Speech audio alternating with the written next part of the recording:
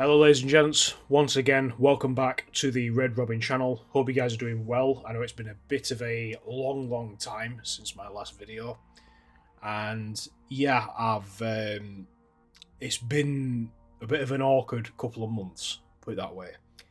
And I say couple of months, it's been an awkward just under 7 months, I believe. But anyway, we're coming back to YouTube full swing nowadays. And with that in mind, we're actually going to be starting on with State of Decay 2. I've played this game once before, maybe once or twice before, I think it is. I think I've still got a load save on here somewhere. I have. Dread Zone, Province Ridge. And in all fairness, I'm probably going to give this a massive skip, in all fairness. I'm going to go manage communities, and I'm actually going to delete this one. June 24th, 2022 is when I last played. I am going to call that, I think. So, with that, I'm going to start a new game. I'm going to skip the tutorial because it has been not that long since I last started. And so the option is you get a couple of different difficulties. You can also go down custom settings as well. You can sort of go down this and break everything down. If I'm going to be completely honest with you, I'm a little bit backwards and forwards about this. If I'm going to be honest, I might just keep it as standard, as like a standard game. Let me go back. Yeah, double checking standard. So we've got that as a setup. Oh, we actually have used this screen to choose where your community will settle down. Ah, right. So this is something I read at the very beginning of the game. It gives you a couple of different options to choose from. So you can choose a random. Your vagabond heart wonders where the wind takes you. Your near cosmopolitan worldview is unique, and you're willing to dig in the deep muck to help your fellow survivors out through this darkness. Landmark outpost results may vary. Echo unlocks crafting options for plague samples. So, Trumbull Valley, for anyone who's played State of Decay 1, will know that that is the same place that you started off in State of Decay 1. Now, I'm probably not going to go to Trumbull Valley because I've already been there a couple of times, and it is a bit of a weird one to go back to. So, Providence Ridge, maybe Cascade Hills is probably the place I'm going to probably end up going. You pretty much start off in the main game at Providence Ridge. And in all fairness, it's not a bad place to start, if I'm going to be completely frank. Mega Valley, I can't say I've been to Mega Valley either, so but my kind of knowledge of this game is quite bare, if I'm going to be completely honest with you. But I'm more than happy to actually go into Providence Ridge and then go from there. So we'll select the map. Now, because we're not doing the tutorial, you're not going to get the choice of characters to choose from, which is where this can be a bit of an awkward one. Unless this is it. Choose survivors from your new community. So... Ah, okay. So Molly Turnbull, you get cardio at so many stars, wits, fighting and shooting is not that great, but you get those options. Survivor 0, I believe it is. She's the sheriff of the team, which sounds pretty damn cool. Student mentor and played sports, so stamina is going to be up through the roof. You can remove it, or you can go into details. Oh, so you actually get a bit of an idea of where you stand with things. That's pretty cool. I like that. Next, previous. Oh, so you can go back and get quite a few different ones. So I take it all these are going to be random. Let's do Fonzie, Alonzo Woodruff. Cardio, wits, fighting, shooting. He's the builder. Philosophy major, dog walker. Well, I might skip on that one. Chemistry, shooting, fighting, wits, and cardio. Lab technician, short as a kid, which means her stamina is not going to be too bad either. She's a trader. I don't know.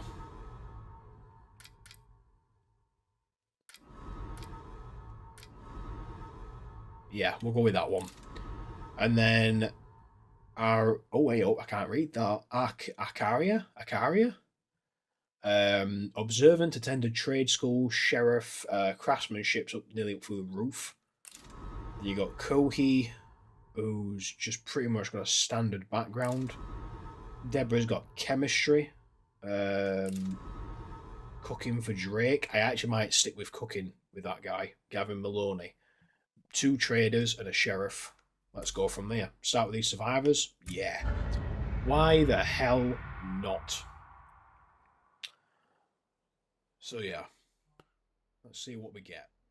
So as we open into the main game, we see our main survivors, who we've picked to the previous screen. And with that in mind, we are actually quite close to a main starting point when it comes to our main base. And with that, we actually have a car that's actually just behind where these characters are. Little do we find out a little bit later that it is actually out of fuel.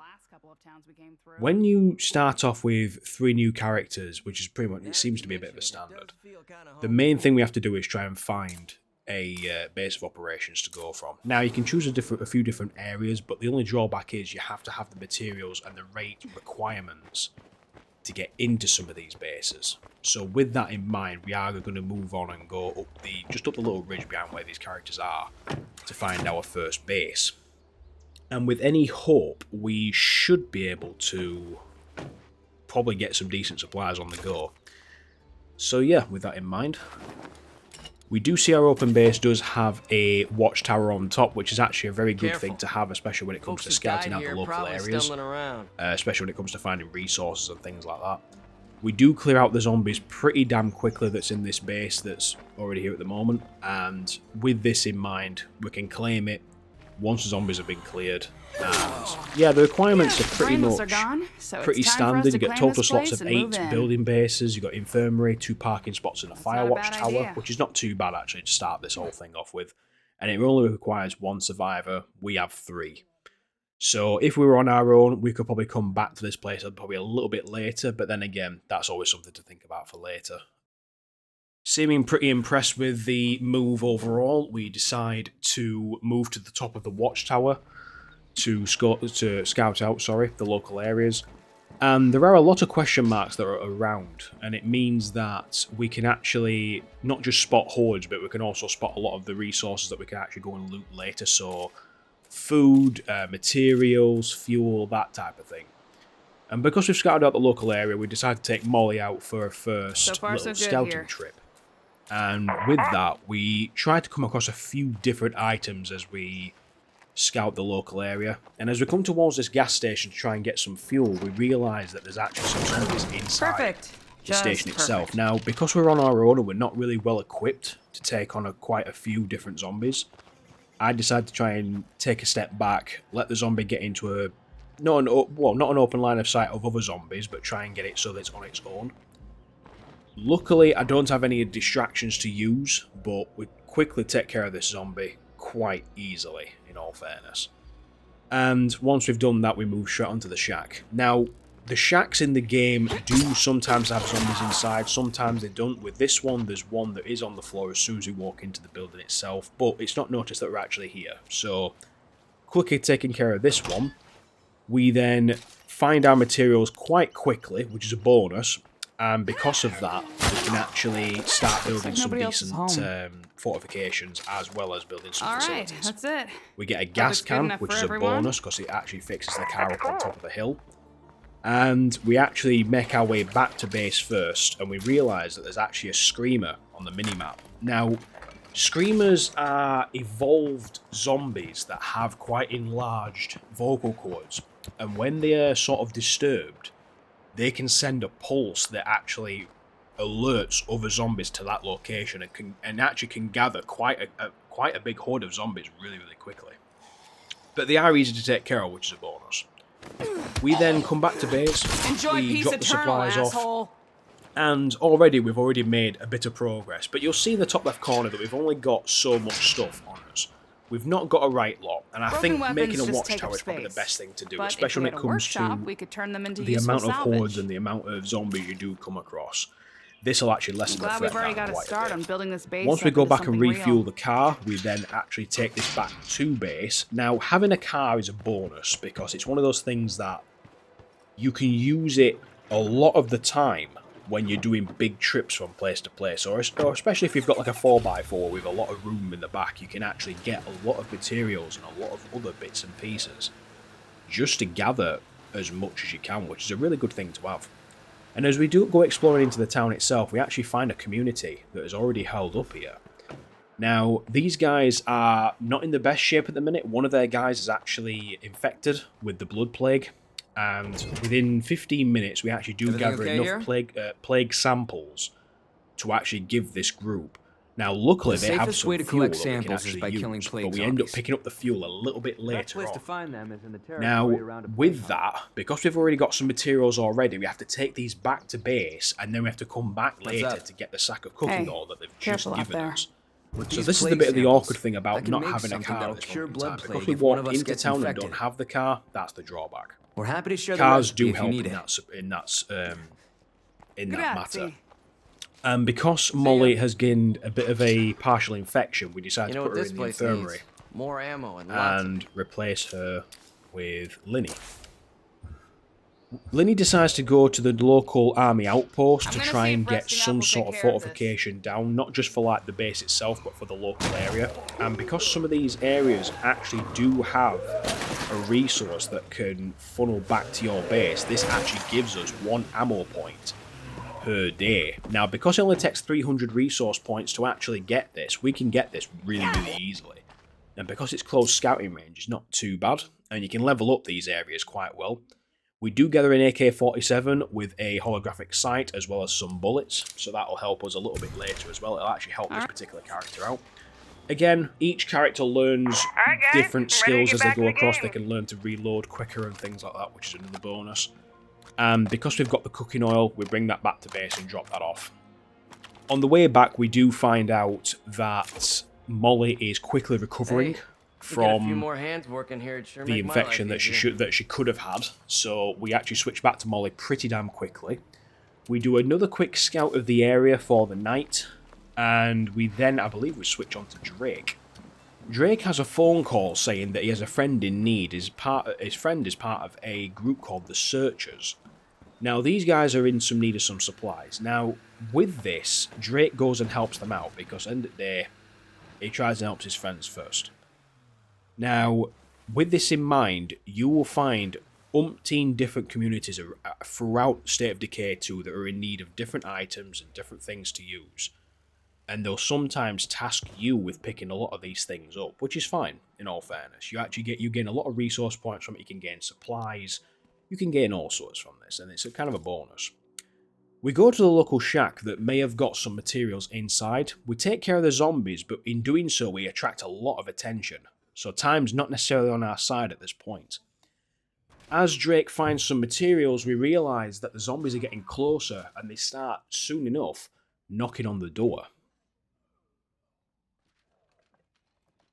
With that in mind, Drake, with quick thinking, decides to jump out the door and knock zombies over. Little does he know there's a massive crowd just about to chase him. With this in mind, because he is so close to the group, he decides to jump back and let the Searchers deal with the rest of the horde themselves. And in all fairness, it's quickly taken care of, in all fairness, without even Drake even having any input. But, in all fairness, Drake being a cook, he can look after himself, but he's more of a cook more than anything. But he does have superb knife skills, which you'll actually see a lot more later on, seeing as he's got a bloody great big meat cleaver and a kitchen knife. But yeah, with that in mind, we end up giving the supplies to the group, and we leave it at that, in all fairness. We don't see that much else that we could buy off this group, but we do sell them the supplies for 44 influence. And on the way back, so it's not a wasted journey, he decides to pick up some more fuel from the local fuel station, after cleaning out some of the zombies as well, which will make things a little bit happier for Molly at home. And with that, we head back to base. Having some fuel in this game is also a massive bonus when it comes to benefits, and because you can actually break down a lot of fuel and things like that for gas cans and stuff, it actually helps, especially a lot later on. We also get a bit of a word that zombies are actually close enough to the base to launch a full-scale attack. Now, with this, Drake literally jumps in and starts kicking shit out of invisible zombies, like we've just seen on there. And with this, the attacks of zombies on the base does happen quite a lot, and you can get infected by the blood plague quite easily just from these zombies. It sometimes can vary in terms of strength of zombies. Sometimes you could get a couple of boomers, is what I call them anyway. and you could get tanks that come through every now and again. Screamers are quite common, but this being the very first base, you're not going to find anything too powerful at this point.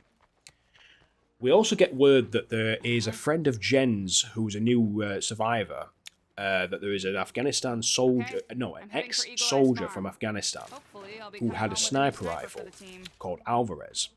Now, we don't know if he's alive or dead, so we decided to clear out the local barn that was his last known coordinates and try to find the sniper rifle itself. Unfortunately, as we are clearing out the zombies themselves, we find that the sniper rifle itself is not there. However, the ammo that would be used in the sniper is there. Whether it's custom ammo, I'm not 100% sure myself.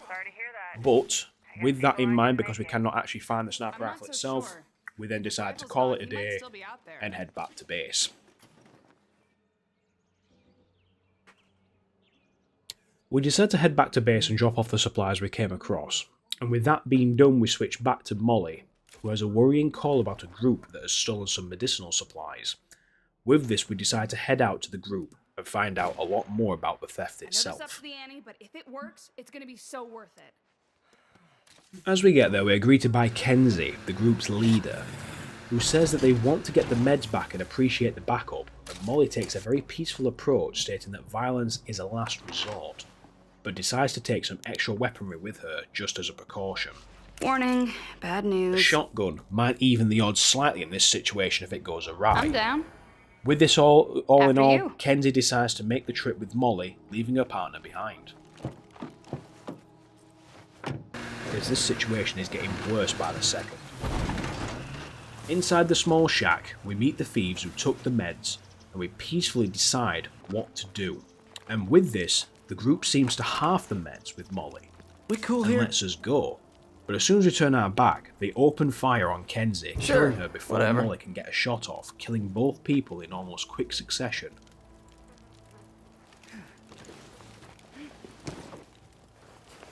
With this being a very dire situation, Molly makes a hard decision and takes as much as she can with her for the travel back, believing it was for the best, seeing as these items would be wasted if not taken.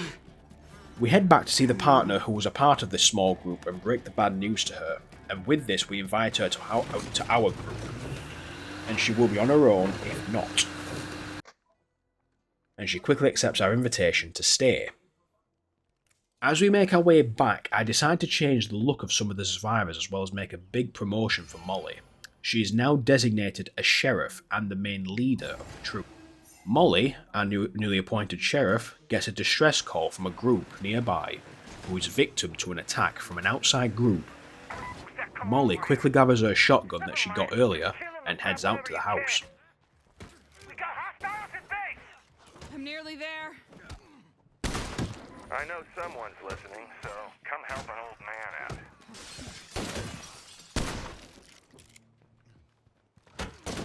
Guess I owe you, huh? After this, the settlers decide to give us a reward for the rescue, and Molly declines, hoping that this will come across as a respectful gesture to the group. After this, Molly heads out on patrol and comes across a citizen in trouble with a fair few zombies chasing him. Molly uses her car to help and decides to get him back home on the way. There, we find out that he is actually part of a group of moonshiners, and he himself was out gathering supplies before he got surrounded. With this kind of gesture, Molly hopes we can start a relationship to get more alcohol for later, seeing as the moonshiners live extremely close to a possible new base. If the current one gets crowded, which is slowly starting to happen, they could easily switch to this base. Thank Christ for you. Rotgut was the guy's name.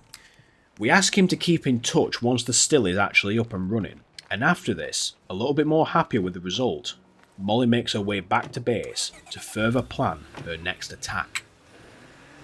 Molly and Jen make their way back to the plague heart that they found earlier, with hopes of getting rid of the stench and plague zombies in the area, and soon enough, armed with enough explosives, they make their way to the plague heart and quickly destroy it before they are overrun. And with that, they make their way back to base, feeling just a little bit more safe. That sure left a mark. To say this is the second day, there has been a lot more done and a few close calls with our group of survivors, and with this wraps our first part on a long journey through the apocalypse.